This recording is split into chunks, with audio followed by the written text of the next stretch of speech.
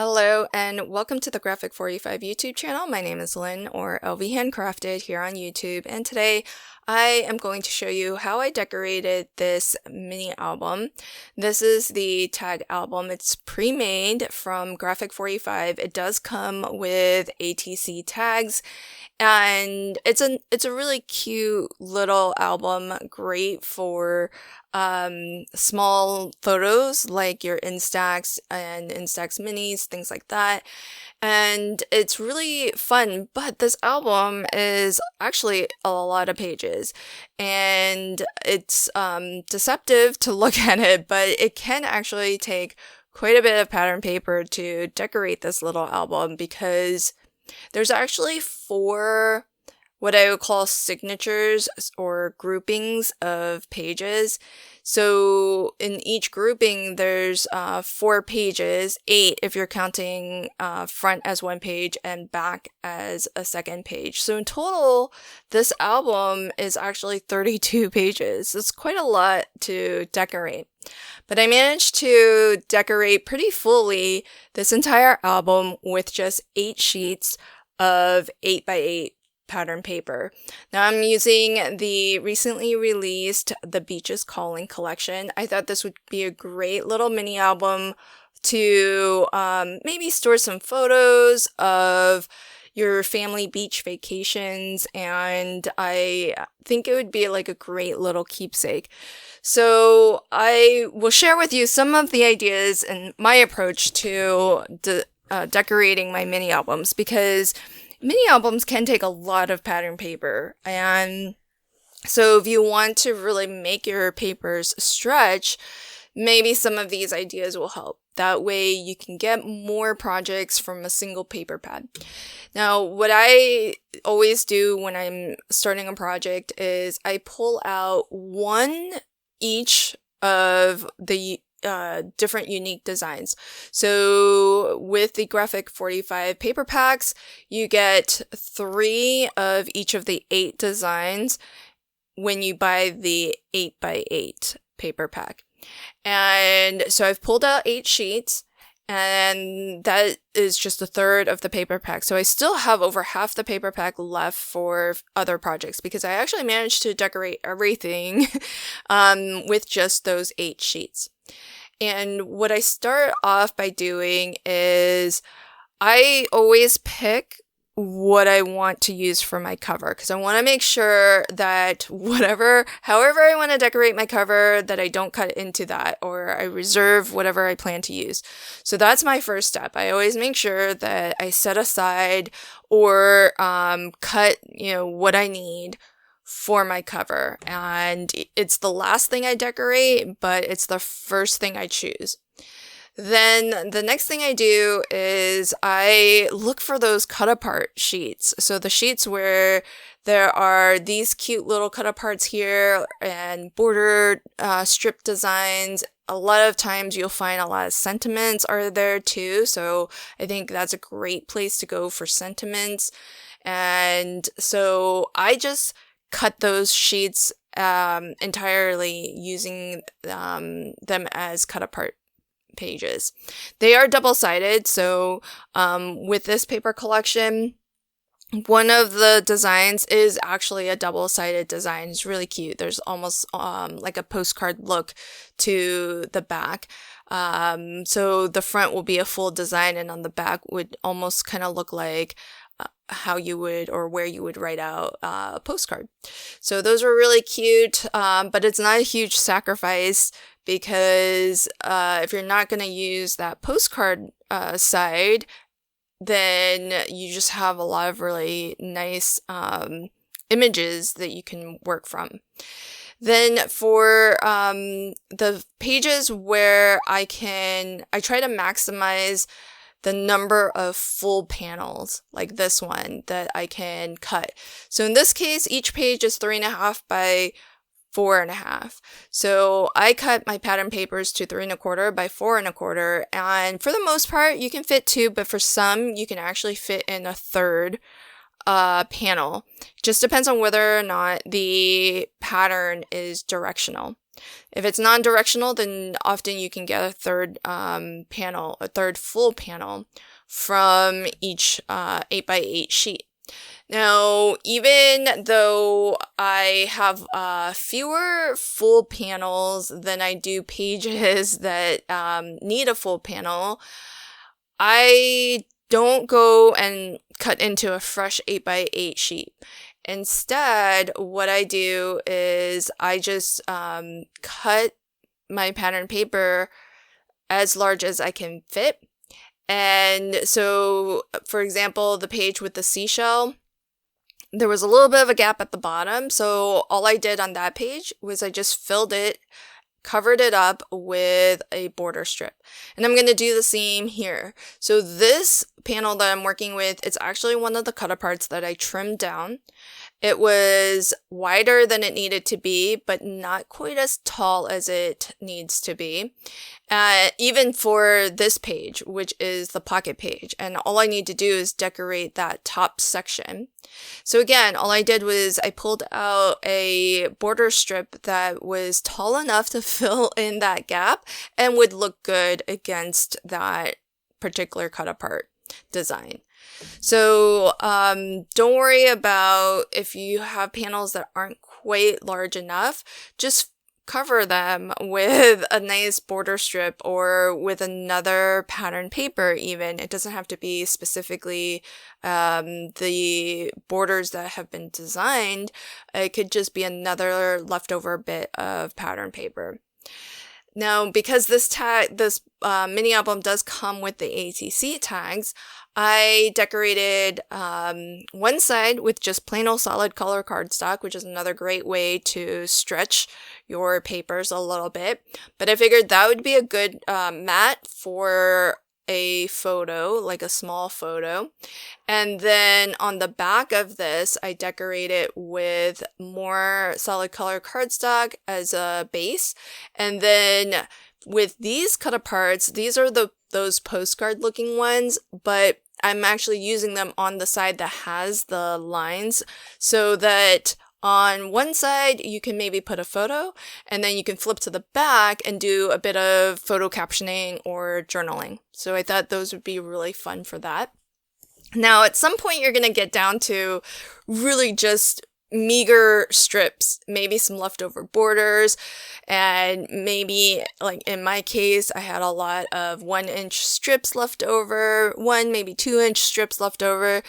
And so there's lots of different ways that you can paper piece these strips together to create some fun designs. I cut them down to, I don't even measure, I'm just cutting them down to maybe about 3/16, a quarter of an inch, maybe sometimes a little bit thinner. Having the variation is kind of nice, and it doesn't really matter. You don't have to be precise with any of the different paper piecing designs that I've used anyhow.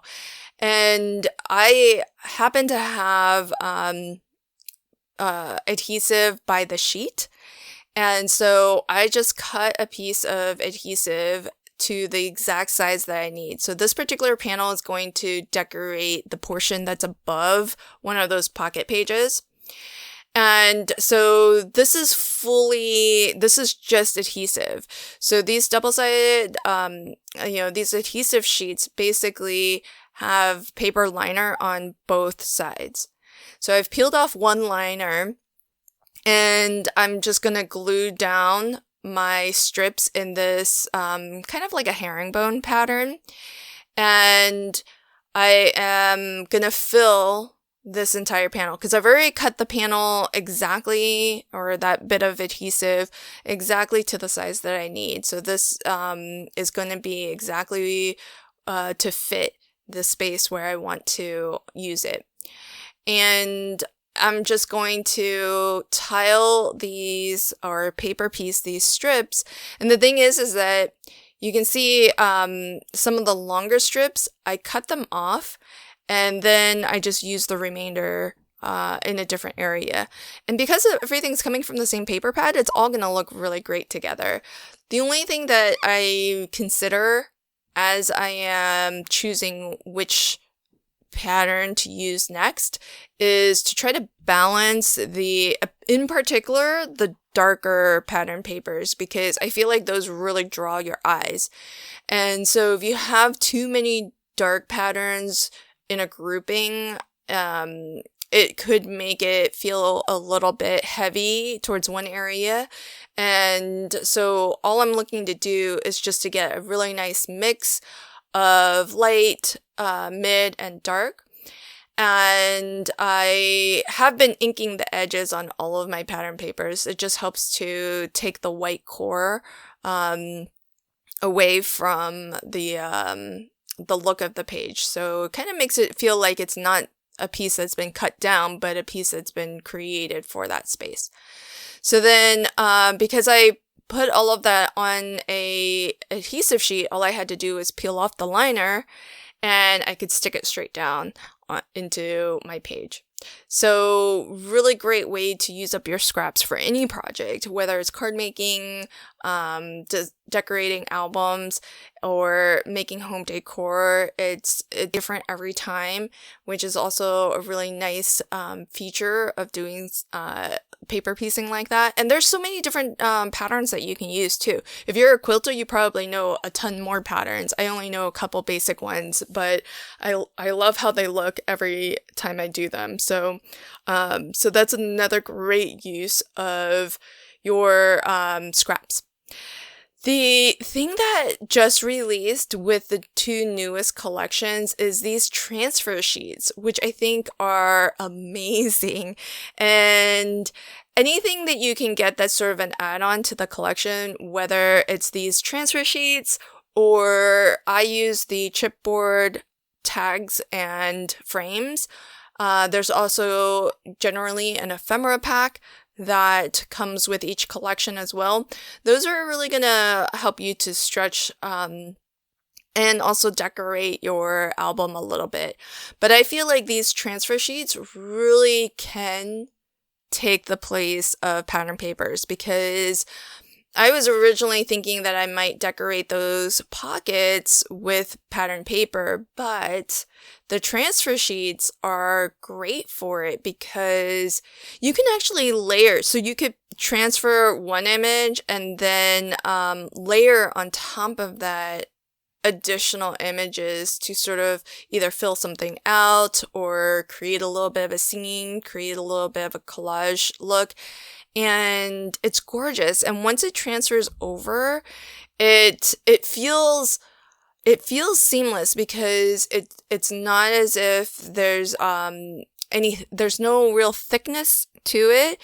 It's a very thin sort of film that transfers over to the paper, and you can't even really feel it when you pass your finger over it. So it almost feels like it's printed onto the page.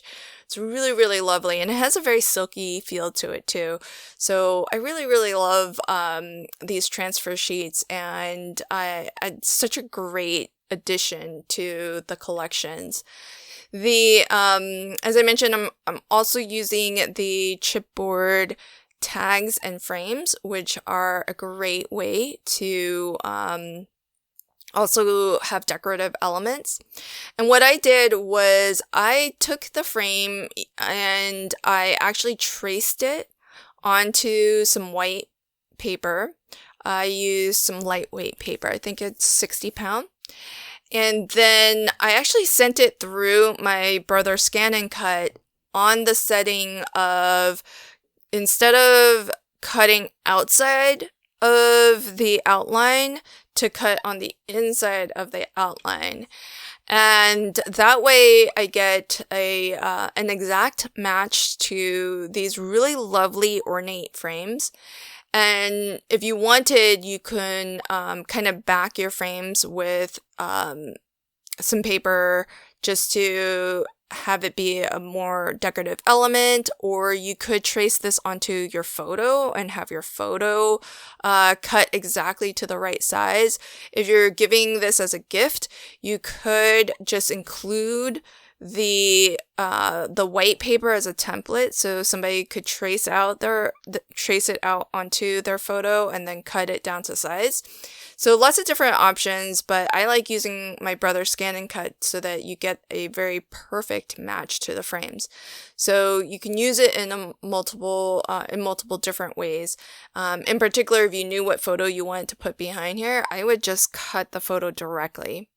But what I decided to do was I trimmed down those white pieces, and I'm actually going to make a little bit of an insert that you can pull out of the frame, so you can slide it in and out. And that way, when I give this to somebody, they can pull that out and they can put onto that white sheet a photo, or maybe they could do some journaling, or they can decorate it and then slide it back in. So those sheets can actually slide in and out, and that way if they wanted, they could even replace it and cut a new one, use that as a template and cut a new one. And so really easy way to kind of make it easy for your mini album recipient to fill the album with and really customize it. Fill it with whatever they like, whether it's photos. If they want to do a little bit of art journaling in this, they can. So it gives them lots of different options, but an easy way to, especially with these frames that are irregularly shaped, it kind of gives them an easy way to get something behind that frame and know that it's going to fit there in that space. And I didn't talk about it as I was doing it, but I did use a 3D glue gel to glue down the frame. And the reason for that is because with the 3D glue gel, it gives you a little bit of thickness so that it's easier to slide that insert behind the frame. If it was glued down directly with just liquid glue, it's a rather tight fit. So having something like 3D glue gel, which will kind of keep its thickness so long as you don't push down on it too hard, it gives it just enough space and to where it's still a tight fit. It's not just going to fall out from behind the frame, but it makes it so much easier to slide something in behind there. Now, this is the panel that I reserved for the cover. Unfortunately, this beautiful scene here had a really pretty shell in that upper right hand corner, and it extended beyond the size of the cover.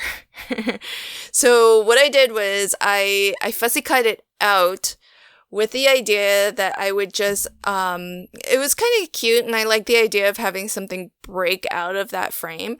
So I fussy cut out that shell, and the idea, my thinking was that I would just move it down a little bit so that it can get safely glued into or onto this book mini album cover.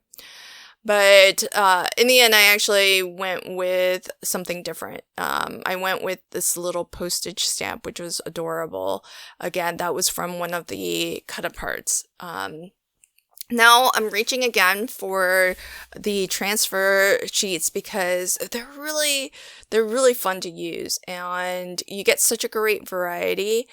What it recommends, I think, in the instructions is whatever design you want to use to just cut around that. And I would say that's probably a really good tip because it doesn't really take a ton of pressure to transfer these designs onto whatever substrate you're transferring them onto.